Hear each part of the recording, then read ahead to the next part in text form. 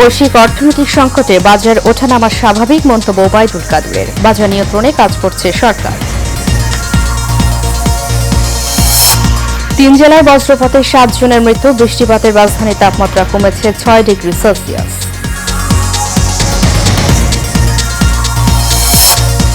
এবং প্রধানমন্ত্রীর নির্দেশে চলে বঙ্গবন্ধু সৈনিক লীগ, বললেন আব্দুস সোবহান গোলাপ। নেতাকর্মীদের ঐক্যবদ্ধ থাকার আহ্বান সংগঠনের সভাপতি।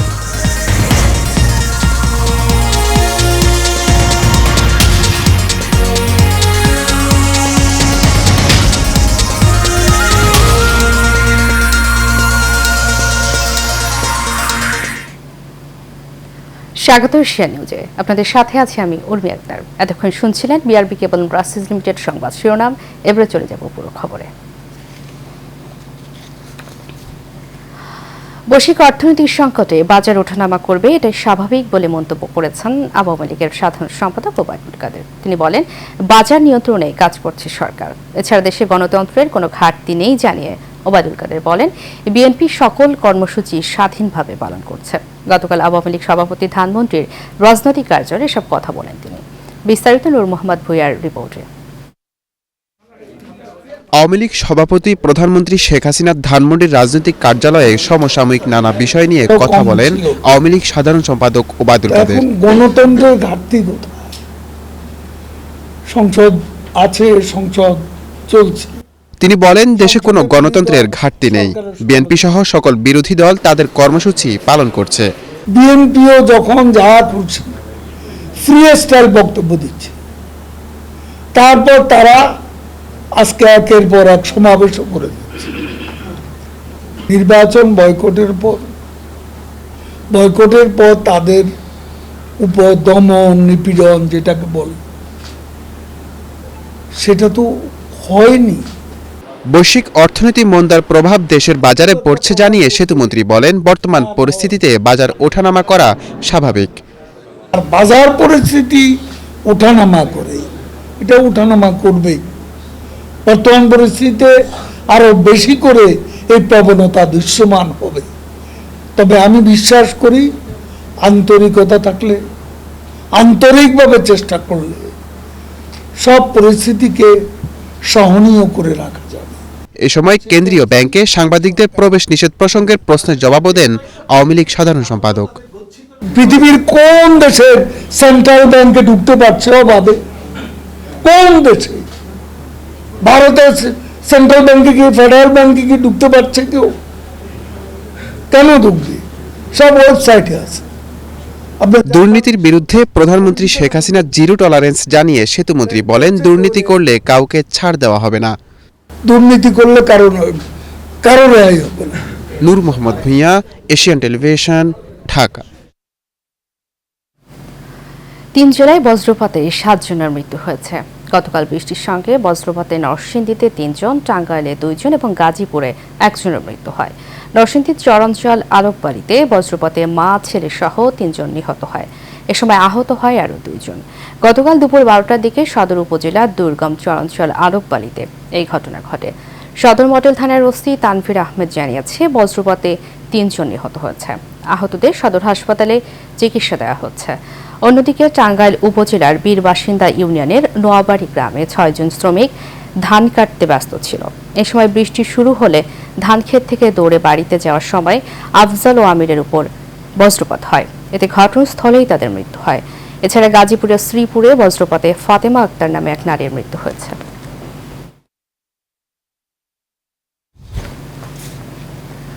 একদিনে দেশের আবহাওয়ায় ব্যাপক পরিবর্তন হয়েছে। বিভিন্ন এলাকায় বৃষ্টিপাত হয়েছে। অনেক এলাকায় সর্বোচ্চ তাপমাত্রা কমে কেটেছে তাপপ্রবাহ। গতকাল ঢাকার তাপমাত্রা কমেছে প্রায় 6 ডিগ্রি সেলসিয়াস। আগামী কয়েকদিন বৃষ্টিপাতের প্রবণতা অব্যাহত থাকার পাশাপাশি তাপমাত্রা আরও কমতে পারে বলে জানিয়েছে আবহাওয়া অধিদপ্তর। শনিবার আবহাওয়া অধিদপ্তর থেকে প্রকাশিত সন্ধ্যা 6টা থেকে পরবর্তী 72 ঘন্টার আবহাওয়ার পূর্বাভাসে তথ্য জানানো হয়েছে। আবহাওয়াবিদ AKM নাজমুল হকের সই করা পূর্বাভাসে বলা হয়েছে, দেশের 9টি জেলার উপর দিয়ে বয়ে যাওয়া মৃদু থেকে মাঝারি ধরনের তাপপ্রবাহ আগামী 24 ঘন্টায় প্রশমিত হবে। একই সঙ্গে দেশের 8টি বিভাগের বিভিন্ন জায়গায় হালকা থেকে মাঝারি ধরনের বৃষ্টির সম্ভাবনা তৈরি হয়েছে। এছাড়া আগামী 5 দিনের মধ্যে বঙ্গোপসাগরে একটি লঘুচাপ সৃষ্টি হতে পারে।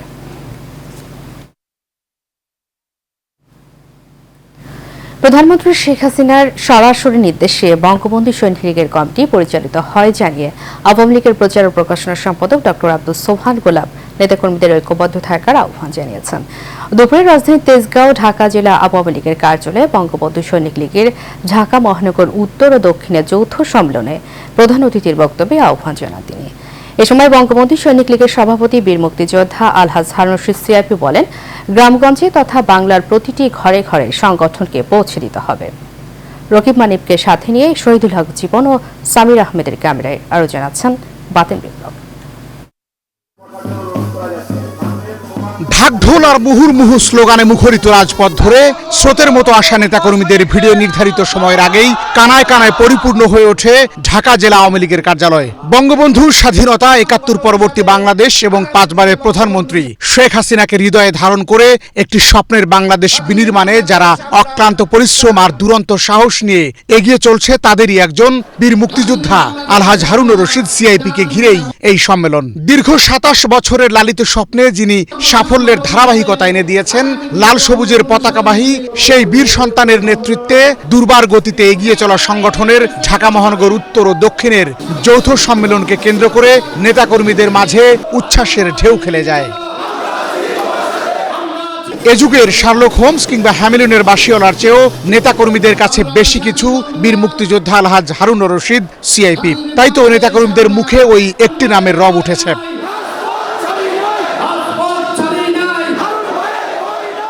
মহানগর নেতৃবৃন্দের পর কেন্দ্রীয় নেতাদের বক্তব্যের শুরুতেই আগমন ঘটে সম্মেলনের প্রধান অতিথি ডক্টর আব্দুস সোবহান গোলাপের। এ সময় ফুলেল শুভেচ্ছায় সিক্ত করার পাশাপাশি উত্তরীয় পরিয়ে বরণ করে নেন বীর মুক্তিযোদ্ধা আলহাজ হারুন রশিদ সিআইপি।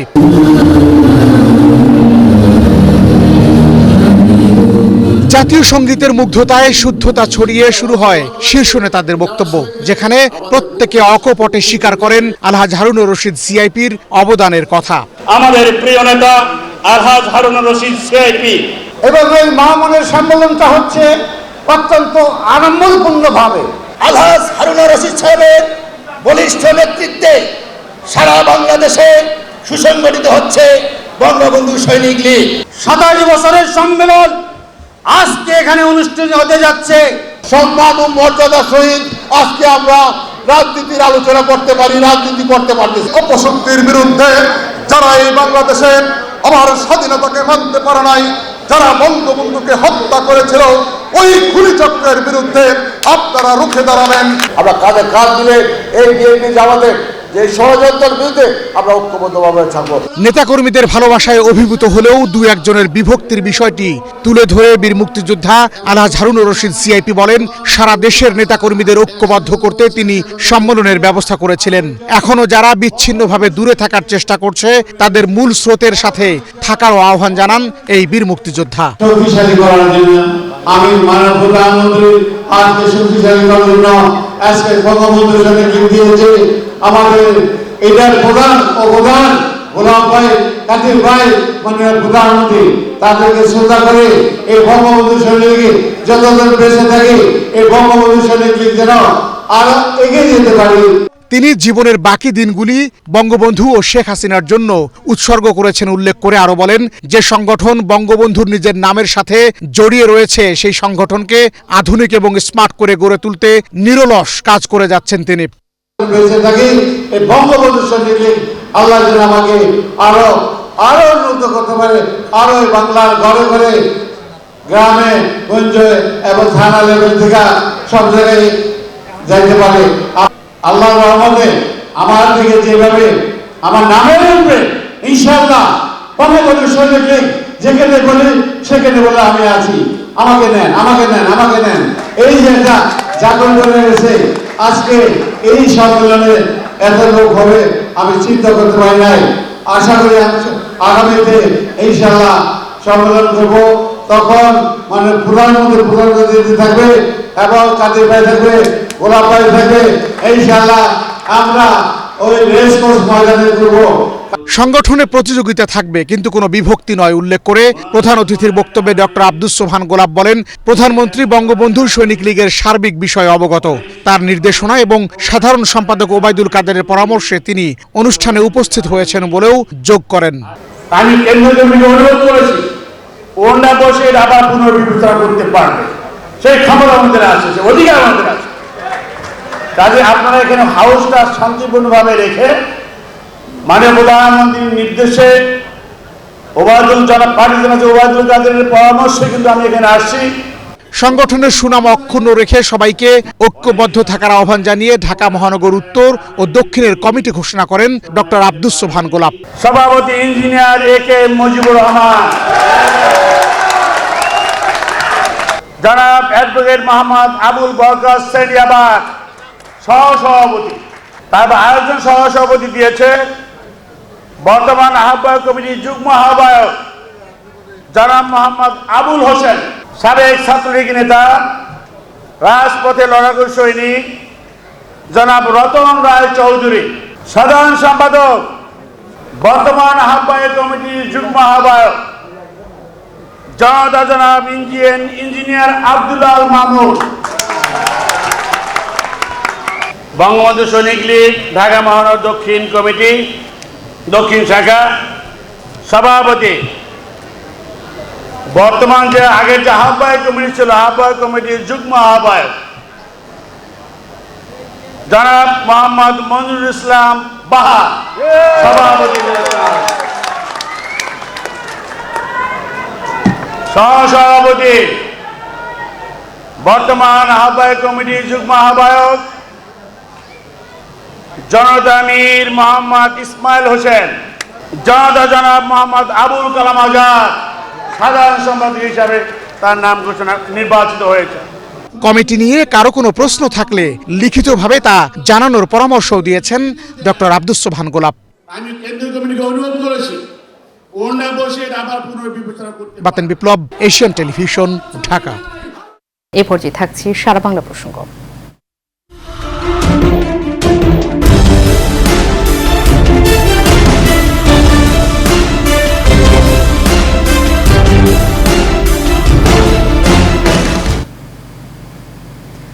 গাজীপুরে দশম শ্রেণীর এক ছাত্রীকে ধর্ষণের অভিযোগে আরাফাত হোসেন জিমুকে গ্রেফতার করেছে র্যাব।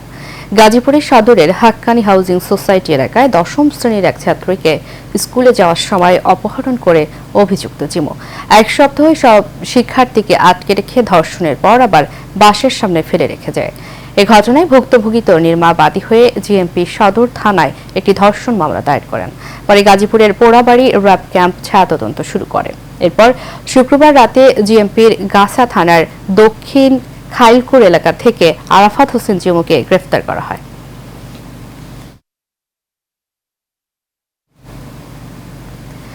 ছেলেও নিজের বিরুদ্ধে প্রকাশিত সংবাদের প্রতিবাদে সংবাদ সম্মেলন করেছেন নারায়ণগঞ্জ সিটি কর্পোরেশনের প্যানেল মেয়র ও 17 নম্বর ওয়ার্ড কাউন্সিলর আব্দুল করিম বাবু।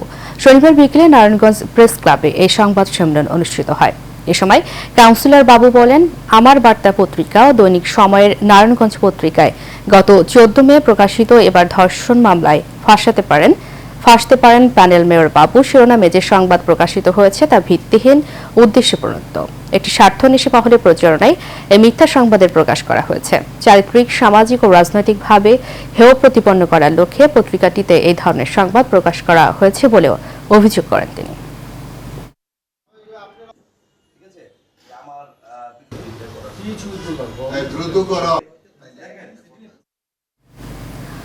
সিলেট সদর উপজেলার সাহেবের বাজারে এস হাইব্রিড অনলাইন নার্সারির উদ্যোগে মাসব্যাপী বনজ ফলদ বৃক্ষ মেলার উদ্বোধন করা হয়েছে। অনুষ্ঠানে প্রধান অতিথি ছিলেন রোটারি ইন্টারন্যাশনাল ডিস্ট্রিক্ট বাংলাদেশের অ্যাসিস্ট্যান্ট গভর্নর ও Asian television staff reporter Rotarian Shahjahan Salim Bulbul. উদ্বোধনী অনুষ্ঠানে বক্তারা বলেন, মানুষের জীবন রক্ষায় প্রচুর পরিমাণে গাছ লাগাতে হবে। পরিবেশের ভারসাম্য রক্ষা এবং পৃথিবীকে বাসযোগ্য রাখতে গাছ লাগানোর বিকল্প নেই।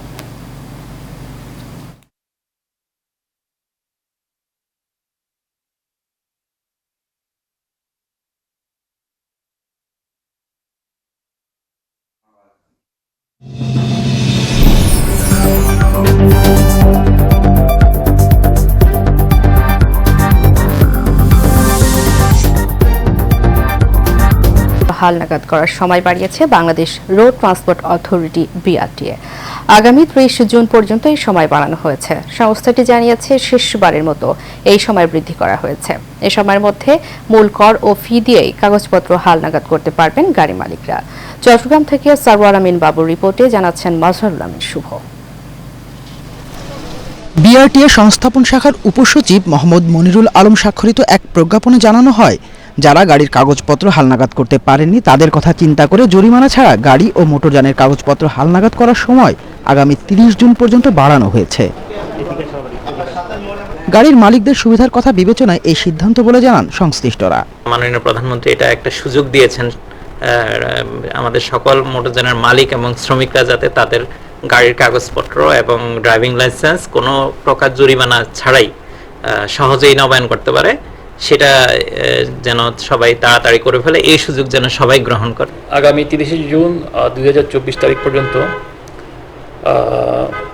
যানবাহন এবং ড্রাইভিং লাইসেন্সের যে সকল বকেয়া বাকি রয়েছে সেই সকল বকেয়াতে আপনার কোনো ফাইন এবং জরিমানা ব্যতীত মালিক এবং শ্রমিক পক্ষ তাদের সকল প্রকার যানবাহন এবং ড্রাইভিং লাইসেন্সগুলো যদি বকেয়া থেকে থাকে আপলোড করে নিতে পারে। বিআরটিএর এই উদ্যোগে খুশি ড্রাইভার ও গাড়ির মালিকরা। গভর্নমেন্ট একটা সার্কুলার দেখলাম, ওটাতে দেখছি যে সরকার জরিমানা মাফ করছে, তখন আবার যখন জমা দিতে আসে তখন মোটামুটি আমি ভালো একটা অ্যামাউন্ট ডিসকাউন্ট পাইছিলাম। সহজে পাচ্ছি, কোনো হয়রানি পাইছি না, অন্যদেরকে কি যেন আহ্বান জানাচ্ছি সবাই যেন এসে কাজটা করে নেয়। জরিমানা লাগে না, আমি তো ওটা যা দিয়ে দিছি ব্যাংক ডপ সবগুলো আগে দিয়ে দিয়েছি। লাইসেন্স প্রিন্টেড দেওয়ার জন্য আসছি, সুষ্ঠুভাবে কাজটা করতে পারছি। জরিমানা ব্যতীত মূল কর ও ফি জমা করে মোটরযানের যেসব কাগজপত্রের কথা বলা হয়েছে তা হলো ফিটনেস, ট্যাক্স টোকেন ও রোড পারমিট এবং ড্রাইভিং লাইসেন্স হালনাগাদ। মাজহারুল আমিন শুভ, এশিয়ান টেলিভিশন। ঢাকা 18 আসনে নাগরিক সেবা নিশ্চিতে কাজ করে যাচ্ছেন বলে জানিয়েছেন স্থানীয় সংসদ সদস্য ঢাকা মহানগর উত্তর আওয়ামী লীগের শিল্প ও বাণিজ্য বিষয়ক সম্পাদক মোহাম্মদ খসরু চৌধুরী সিআইপি। শনিবার বিকালে উত্তরখানের কাজকুড়া শিক্ষা কমপ্লেক্সে 44 নম্বর ওয়ার্ডে বসবাসরত আওয়ামী লীগ ও বিভিন্ন পেশাজীবী সংগঠনের নেতৃবৃন্দ এবং গণ্যমান্য সুধীজনদের নিয়ে আয়োজিত এক শুভেচ্ছা ও মত বিনিময় অনুষ্ঠানে তিনি কথা বলেন। তিনি বলেন, প্রধানমন্ত্রী শেখ হাসিনার নেতৃত্বে 2041 সালের মধ্যে স্মার্ট বাংলাদেশ করা হবে। এ সময় উপস্থিত ছিলেন ঢাকা মহানগর উত্তর আওয়ামী লীগের সদস্য কাজী সালাউদ্দিন পিন্টু, উত্তরখান ইউনিয়ন আওয়ামী লীগের সাধারণ সম্পাদক আতিকুর রহমান মিলন, উত্তরখান ইউনিয়নের সাবেক চেয়ারম্যান কামাল উদ্দিন, 44 নম্বর ওয়ার্ড কাউন্সিলর শফিকুর রহমান সহ অনেকে।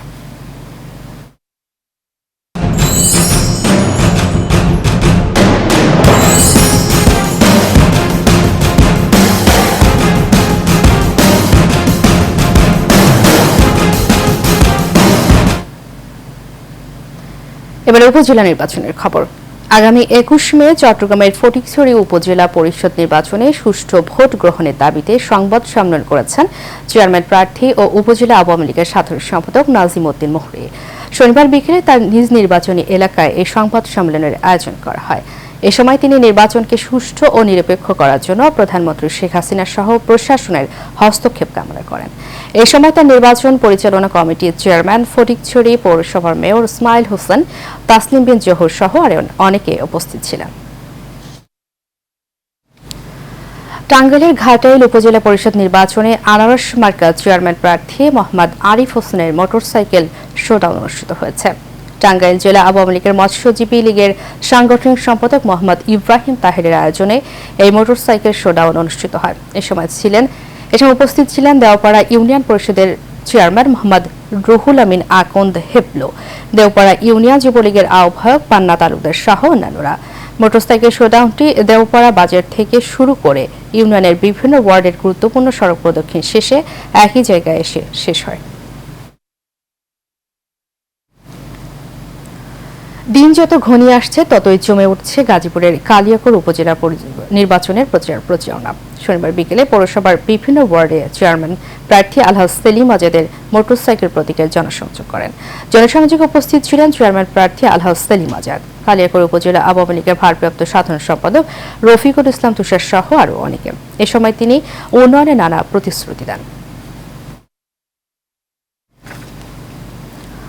কর্মীদের মারধর করে হুমকি ধামকি দিয়ে নারায়ণগঞ্জের রূপগঞ্জ উপজেলা পরিষদ নির্বাচনে থামিয়ে রাখতে পারবে না বলে জানিয়েছেন চেয়ারম্যান প্রার্থী আবু হোসেন ভূঁইয়া রানু। রূপগঞ্জ উপজেলা ভুলতা ইউনিয়নের শাওঘাট এলাকায় প্রচারণার সময় তিনি একথা বলেন। নির্বাচন শেষ সময় পর্যন্ত মাঠে থাকার ঘোষণাও দেন এই প্রার্থী। নির্বাচিত হলে রূপগঞ্জ উপজেলাকে সন্ত্রাসমুক্ত করবেন বলে জানান তিনি। দ্বিতীয় ধাপে রূপগঞ্জ উপজেলা পরিষদ নির্বাচনে ভোট গ্রহণ 21 মে অনুষ্ঠিত হবে। সেখানে চেয়ারম্যান প্রার্থী হিসেবে হাবিবুর রহমান হাবিব দোয়াত কলম প্রতীকে এবং আবু হোসেন ভূঁইয়া রানু আনারস প্রতীকে প্রতিদ্বন্দ্বিতা করছেন।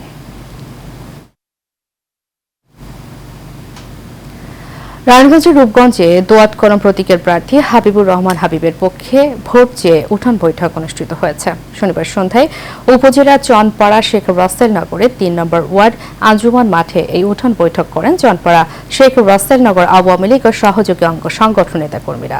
প্রধান অতিথি হিসেবে উপস্থিত ছিলেন চনপাড়া শেখ রাসেল নগর আওয়ামী লীগের ভারপ্রাপ্ত সাধারণ সম্পাদক ইউপি সদস্য শমশের আলী খান।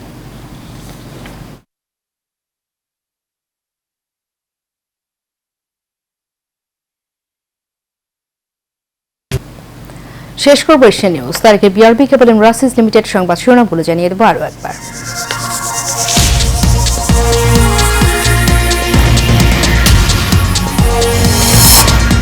বৈশ্বিক অর্থনৈতিক সংকটে বাজার ওঠানামা স্বাভাবিক, মন্তব্য ওবায়দুল কাদেরের। বাজার নিয়ন্ত্রণে কাজ করছে সরকার। 3 জেলায় বজ্রপাতে 7 জনের মৃত্যু, বৃষ্টিপাতে রাজধানীর তাপমাত্রা কমেছে 6 ডিগ্রি সেলসিয়াস।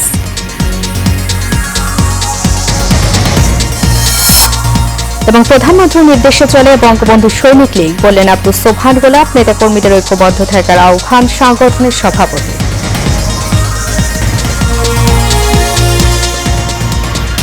এশিয়া নিউজ এ পর্যন্তই। পরবর্তী সংবাদ দেখার আমন্ত্রণ জানিয়ে শেষ করছি। ধন্যবাদ সবাইকে এত সময় সাথে থাকার জন্য।